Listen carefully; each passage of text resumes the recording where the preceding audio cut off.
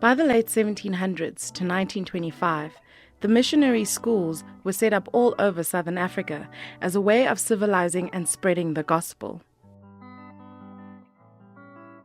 Prior to apartheid, where education was really driven by faith communities, in particular missionaries, that was a period of high quality. It was a period where the missionaries were trying to produce the best quality of people who could take forward their project, who saw it as a way of reaching people that they wished to convert and civilizing through education.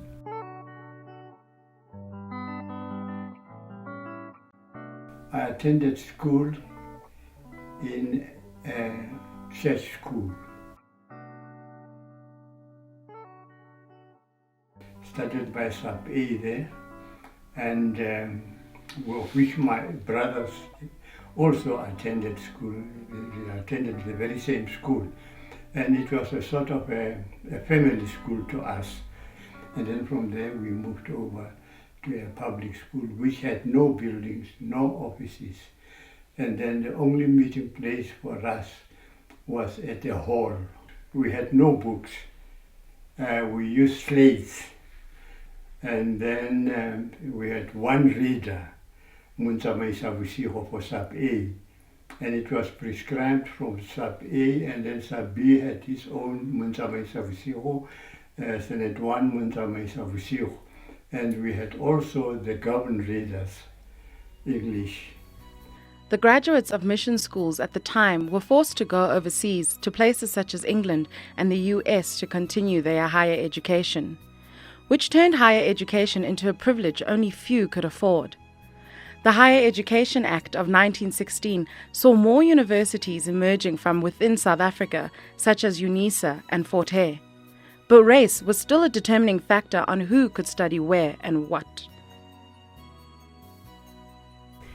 When the National Party came to power in 1948, they believed that you could use education to contain and to control and to direct people's potential. We had that feeling that there is going to be a change in government and also a change in education. With the formation of the Union of South Africa, the British tried to placate the Afrikaners by investing more in educating the white. By 1945, the government was spending £3 to educate the black child, £10 for the Indian and coloured child, and £38 for the white child. The National Party took over government in 1948 and accelerated policies of race division. And they introduced a system which was called Bantu education by themselves, and had, many people would argue, the conscious intention of producing inferiority. The churches were then faced with a very difficult decision.